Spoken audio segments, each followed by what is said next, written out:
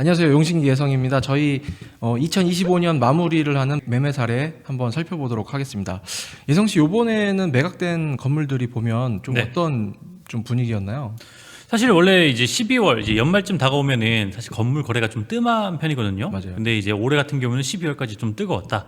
그리고 역시나 도산공원, 그다음에 뭐 연구장 그리고 계속 거래 많이 있고요. 강남도 뭐 뜨문뜨문하게 있는 편인데 좀 신축할 부지보다는 좀 수익률 그리고 소액 물건들도 수익률 그런 건물들이 좀 많이 거래되고 있지 않나. 아무래도 좀 세팅이 돼 있는 그런 건물들이나 아니면 유행이 제일 많이 타는 곳들, 그렇죠. 임대 빵빵해서 걱정 없는 곳들, 그런 위주로 좀 된 것 같고요.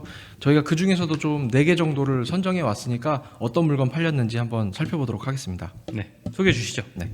첫 번째 건물입니다. 첫 번째 건물은 신사동 644-10번지고요. 토지 면적은 56평, 2종 일반 주거 지역입니다.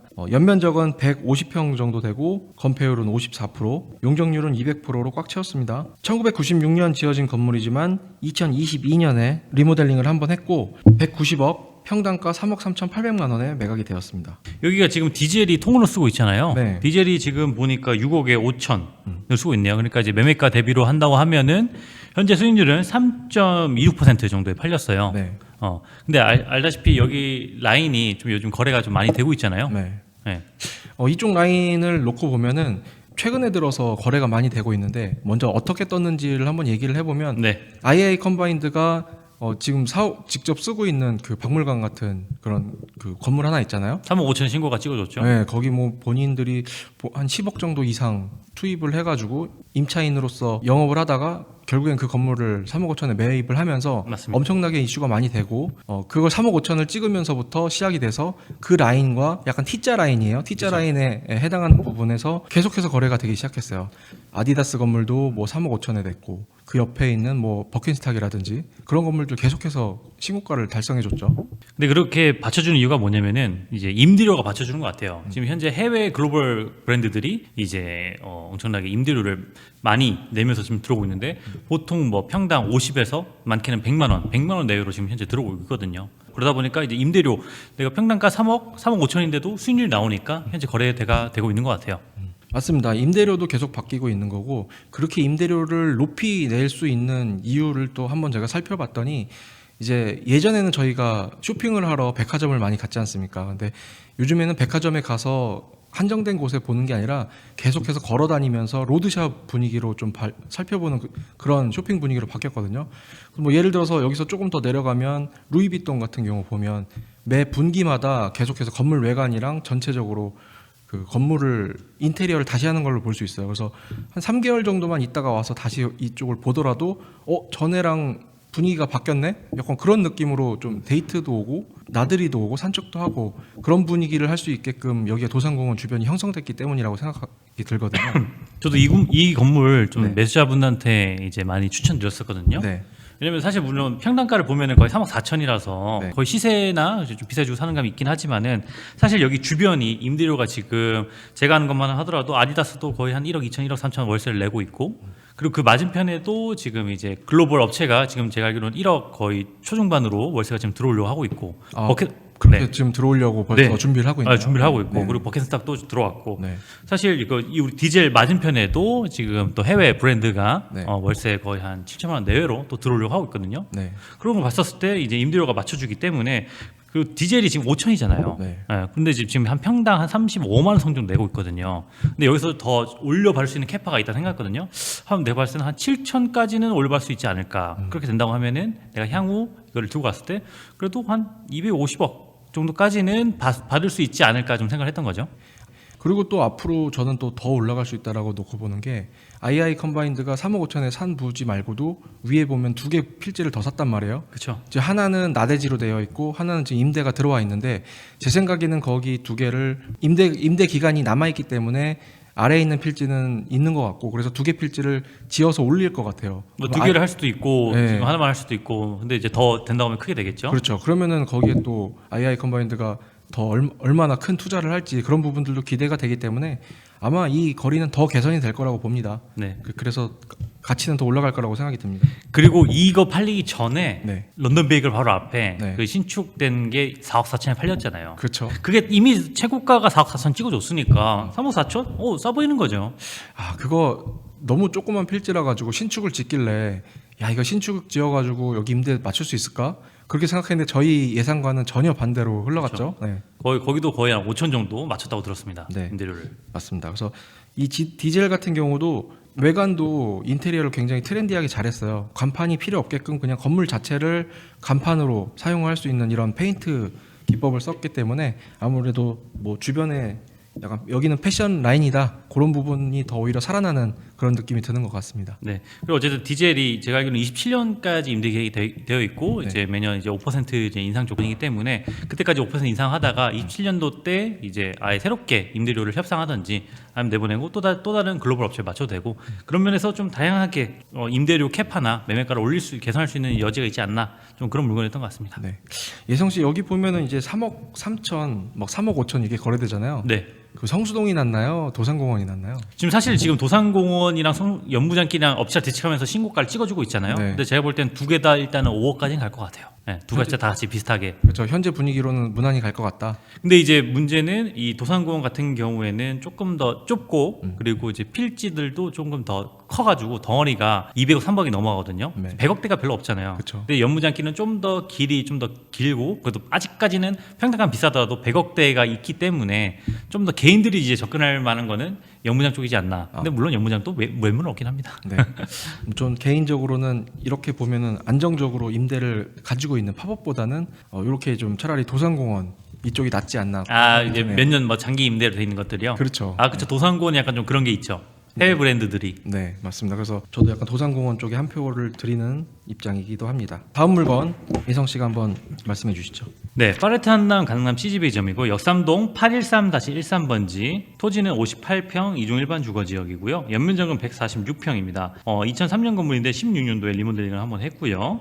이제 8m, 4m 넓은 코너에 위치하고 있고 이 강남역과 신논역 중간 사이에 있는 먹자골목에 있는 메인 건물이라고 보시면 될 것 같습니다. 매매가는 175억 1천만 원에 거래됐고 토지 평당가는 3억, 그리고 연수익률은 3.6%에 거래가 되었습니다. 보면은 강남역 먹자골목 이면에 있는 바로 이게 가시성 좋은 건물이거든요. 네.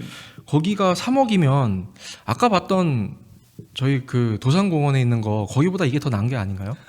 그러니까 옛날에는 사실 여기가 훨씬 더 비쌌잖아요. 맞아요. 그러니까 상대적으로 도산공원과 연무장이 비싸지면서 싸 보이는 네. 이제 상대로 싸 보이는 효과가 된 것 같아요. 네, 그래서 토지 평당가도 3억이야. 그리고 연수익률도 한 3.6% 나오고 이렇게 되면은 저는 차라리 도산공원보다 전통적인 먹자골목이고 패션 쪽이 이런 쪽이 이제 계속해서 임대료는 상승될 수 있는 가능성이 있다라고 보지만 모임의 메카로 주목받는 곳이 강남역이니까 그렇죠. 차라리 이쪽이 더 안정적인 임차인들과 임차 구성이 되지 않나 그런 생각도 좀 듭니다. 네. 그러니까 약간 좀 성향이 다른 것 같아요. 네. 이 강남역 상권은 진짜 망할 수 없는 상권이잖아요. 네. 이 서울에서. 그러니까 안정적이고 공실 리스크가 전혀 없고, 약간 나는 조금 더 안정성, 보수적으로 그냥 오래 묵혀들고 가겠다. 그런 분들이라면 여기 딱 정말 좋을 것 같고, 네. 좀 더 이제 발전되고 급격하게 성장하는 그런 신흥 상권이라든지 약간 내가 조금 급등주? 약간 그런 느낌? 그런 느낌이면은 도산공원이나 그런 쪽을 보는 게 좋을 것 같고, 전통적인 상권을 보시면은 강남역이 그래도 안정적이긴 하죠. 네. 근데 이제 원래 호가가 이게 좀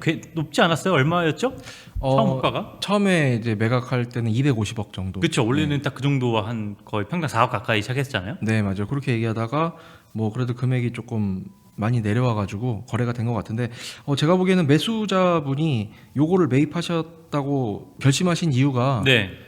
일단 연수익률도 3.6%가 나오고 잘 나오죠. 평당가도 3억에 딱 맞췄거든요 지금. 네네. 3억에 딱 맞췄고 그래서 뭐 계속해서 장기적으로 가져가지 않으실까 그런 생각이 좀 듭니다. 이게 단기간 시세 차익을 보고서 매각한다기보다는 한 5년에서 한 7년 정도 그 정도로 가져가게 되면 계속해서 강남 집가 상승이 될 거란 말이에요. 그리고선 이쪽 뒤쪽 부분들도 앞으로 개발이 계속 될 거고 그런 이제 전체적인 흐름을 따라서 보유하고 계시다가 나중에 매각하면 큰 시세 차익을 보지 않을까 그렇게 또 생각이 듭니다. 도산공원이나 이제 연무장길 같은 경우에는 저게 언제까지 갈까? 네. 그래서 한번 꺾이지 않을까? 약간 그런 생각을 다 한 반면에 네. 이 강남역 상권은 꺾일 리는 없잖아요. 그냥 맞아요. 이 상태로 그냥 쭉 안정적으로 가잖아요. 우상향. 아니 코로나 때도 여기는 안 망한 상태였어요. 그러니까요. 네. 그러니까 약간 좀 성격이 다른 거죠. 네. 그러니까 조금 더 좀 안정적이고 보수적인 걸 원한다. 그런다고 하면은 딱 이 강남역 물건이 괜찮지 않았나 싶었던 것 같습니다. 네, 그래서 매수자분 굉장히 매입 잘하신 것 같고요. 관리 잘하셔가지고 나중에 자식한테 물려줘도 되는 어휴, 좋은 입지를 평생 잘, 건물이죠. 가져가셨다고 생각합니다. 그럼 다음 건물 소개해 주시죠. 네, 네, 다음 건물은 성수동에 있는 좀 필지가 작은 건물을 좀 소개시켜 드리겠습니다. 성수동 1가 656-623번지고요. 여긴 토지 면적 19평. 성수동은 중공업 지역이죠. 네. 그리고 건폐율은 60%, 용적률은 153%로 연면적은 36평으로 굉장히 작습니다. 1994년에 지어졌던 건물인데 2022년에 보시는 바와 같이 한번 리모델링을 했고요. 26억 5천만 원, 평당 1억 4천만 원에 거래가 되었습니다. 예성 씨, 여기가 어떤 지역이죠? 여기가 네. 이제 뚝섬 쪽이잖아요. 네네. 그러니까 이제 연무장길을 지나서 이제 아뜰리에 길을 가기 위한 그런 통로라고 보시면 되거든요. 네. 그 길 안에 있는 딱 무조건 지나갈 수밖에 없는 이제 건물이라고 보시면 될 것 같아요. 네. 그래서 저도 이것도 많이 매수자분들한테 많이 추천했었어요. 왜냐면 사실 성수동에 20억대 물건이 거의 없거든요. 맞아요. 그리고 바로 옆에 근처에도 크게 지금 지상급으로 좀 들어오는 건물도 있었고요. 지하도 지금 단기 팝업 또 맞춰지기도 했었고, 그래서 그런 부분에서 잘만 손본다고 하면은 수익률이 3% 이상 나오니까 네. 나중에 엑시트 뭐 30억대 충분히 할 수 있겠다. 충분히 그럴 만한 매물이었죠. 뭐 아뜰리에로 넘어가는 길에 길목에도 있고, 그리고 주변에 있는 지산 있는 사람들이 출퇴근할 때 여기 뚝섬 올라가는 요 옆길을 많이 쓰거든요. 그렇죠. 그러면서 뭐 점심도 먹고 뭐 저녁에는 여기서 술도 한잔 하고, 이쪽에만 이제 술집이라든지 그런 부분들이 많이 형성이 돼 있다 보니까 실제로 이 주변에 계시는 분들이 많이 이용하시는 술상권이다, 먹자상권이다, 그렇게 봤습니다. 근데 저는 이제 요것도 저도 추천을 많이 드리긴 했었는데 네. 추천했던 손님들이 다 이런 말씀을 하시더라고요. 너무 작다. 뭘 할 수가 없다. 여기서 이게 끝이다. 이런 말씀들을 많이 하셔가지고, 사실 여러 평에 할 수 있는 것들은 제가 보기에는 다 할 수 있는 건 한 것 같아요. 어떻게 보면 건축적으로는 그렇게 크게 뭔가 그 개발할 수 있는 디벨롭의 약간 그런 느낌은 없지만, 아까 예성 씨 말씀하셨던 것처럼 임대료를 조금씩 상승시키면서 지가 상승을 받아보면서 갈 수 있는 그런 물건으로 봐야 되지 않나, 또 저도 그렇게 생각이 듭니다. 네, 이게 전층 명도 조건도 됐었기 때문에 네. 이제 매도자 말 들어보니까 명도 조건으로 매각하셨다 하셨고, 네. 아마 내보내고 리모델링 살짝 한 다음에 다시 재임대 맞추는 식으로 매수자분은 그렇게 하실 것 같아요. 여기 또 나름 필지를 보면 코너 건물이거든요. 그렇죠. 그래서 이제 어떻게 보면은 좀 앞쪽에 있는 메인 도로에서도 잘 보여서 가시성이 좋고, 그리고 지나다니다 보면 이 건물이 약간 살짝 앞으로 튀어나와 있어요. 네, 그래서 좀 더 돋보였던 그런 건물이었던 것 같습니다. 맞습니다. 이제는 사실 20억대 성수동이 없죠. 네, 그런 메리트가 있다고 보시면 될 것 같습니다. 네.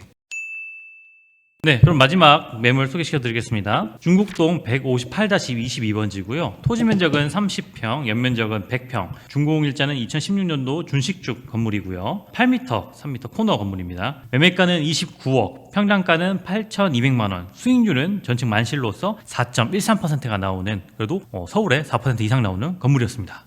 여기가 그 군자역 바로 이면에 있는 건물이거든요. 네, 대로변 코너에 있는 건물인데, 사실 이제 이쪽 같은 경우는 7호선하고 5호선하고 만나는 더블 역세권이기 때문에 사람들이 이제 출퇴근하면서 이쪽 주변에 먹자 골목이 형성이 돼 있거든요. 지금 여기 서 있는 대로변에서 바로 남쪽으로 넘어가게 되면 먹자 골목으로 다 형성이 돼 있고, 우리가 이 건물이 있는 그 필지 같은 경우는 북쪽에 있는데, 그 북쪽 위에는 사실 안에는 다 배우세대예요. 다 주택가죠. 네, 주택가라 가지고 사실 좋게 얘기하면 역세권에 있는 소형 건물이고, 너무 이제 입지가 좋긴 하지만 그래도 뒤쪽에 받쳐줄 수 있는 뭐 상권이라든지 그런 게 없기 때문에 아마 여기서 끄실 수도 있다. 뭐 이런 그렇죠. 부분을 우려를 많이 하셨던 건물입니다. 그리고 이제 또 하나의 또 단점이 뭐냐면은 이게 거래 사례가 별로 없기도 하고, 그러면서 탁감이 좀 잘 안 나온 부분이 좀 있었어요. 네. 탁감이 한 20억 중반 정도 조금 이렇게 나왔던 부분이 있었고, 그래도 이제 사실 30억 이하에서 초역세권에 이제 수익률 4% 넘는 건물이 없기 때문에 네. 좀 이렇게 좀 거래됐다고 보면 될 것 같습니다. 네. 거래 사례가 없어서 탁감이 안 나온 이유는 저희가 감정 평가할 때 주변에 얼마에 팔렸느냐, 그런 부분들이 굉장히 중요하기 때문에 주변에 팔린 사례가 없으면 그만큼 탁감이 나오기가 쉽지가 않거든요. 맞습니다. 그래서 적게 나왔지만 사실 이제 거래 사례가 찍히게 되면 이건 충분히 나올 수 있는 그런 그 가치가 있었던 건물이었고요. 실제로 이 건물 주변에 가보잖아요. 그러면 여기가 준주거 지역이에요. 준주거 지역이라서 또 용적률 332%로 올렸는데, 토지가 30평 위에 올리느냐고 진짜 조그만 토지 위에 알차게 진짜 잘 올렸다. 그렇죠. 그런 생각이 좀 드는 건물이에요. 엘베까지도 있고요. 네, 보면 엘베도 있고 뭐 주차장도 나름 있고, 또 이 주변에 오손도손 주차들이 굉장히 잘 돼 있습니다. 그런 걸 볼 수 있어요. 그래서 업종들도 뭐 이제 뭐 네일, 뷰티, 뭐 회계사 사무소 그런 사무실들 알차게 만실로 들어가 있었어가지고 안정적으로 내가 이제 조금 이제 월세 받기에 괜찮은 건물이지 않았나. 그리고 사실 뭐 수익률이 나온다 하더라도 또 깨끗한 건물이 없단 말이에요. 신축급들이. 맞아요. 네. 또 근데 나는 난 손보기 싫어. 난 깨끗한 거 원해. 신축급 원해. 그런 부분에서는 이런 게 딱 좋지 않았나. 뭐 예를 들어서 내가 건물을 처음 산다, 리모델링이라든지 신축이라든지 좀 자신 없다. 근데 이제 건물을 가지고선 입문을 해보겠다. 그런 분들이 어떻게 보면은 완성돼 있는 건물로 임차인들을 어떻게 상대하면서 그쵸. 예, 관리하면서 첫 건물. 예, 저희가 당구로 치면 연습담하죠. 연습담화 치을 수 있는 딱 좋은 건물이다. 그쵸. 신경 쓸 것도 없고 예, 그런 건물로 저희가 추천을 많이 드렸던 그런 건물이 되겠습니다. 올해 마지막 해서 4개를 좀 다뤄봤는데요. 네. 지금 확실히 이제 이 시장이 좀 양분돼 있는 것 같아요. 약간 좀 강남 내에서도 양극화, 그리고 이제 뭐 성수동 찾으시고 한남동 찾으시고, 그리고 저가 시장, 그러니까 뭐 10억, 20억대들은 수익률을 찾으시고, 내년에도 사실 지금 또 금리가 좀 불안정하잖아요. 그러다 보니까 내년에도 임대차가 잘 맞춰져 있느냐, 공실 리스크가 없느냐, 그게 좀 더 관건일 것 같아요. 내년 시장에서도. 맞습니다. 그래서 요즘에는 신축 부지를 찾으시는 분들보다는 이렇게 완성되어 있는 건물에 임차인이 알차게 차 있는 건물들, 그래서 또 입지가 좋아서 임차인이 혹시 나가더라도 그쵸. 다시 맞추기가 용이한 건물들, 그런 위주로 좀 많이 보시는 것 같으니까요. 요즘에 이제 건물도 어떻게 보면은 매입하는 트렌드가 또 달라져요. 예전에는 신축 많이 지었잖아요. 맞아요. 요즘엔 이렇게 안정적인 신축 건물이거나 입지가 좋은 데를 많이 찾으니까 그런 입지에 있는 건물들 저희가 또 많이 가지고 있으니까 또 연락 주시면 저희 소개시켜 드리도록 하겠습니다. 제가 지금 20억대 한 3개 정도가 수익률 4% 넘는 거가 서울 물건들이 준비되어 있거든요. 서울에서 20억인데 네. 4%가 넘어요? 네, 물건 찾다 보니까 무려 3개나 제가 찾았거든요. 이따가 좀 알려주세요.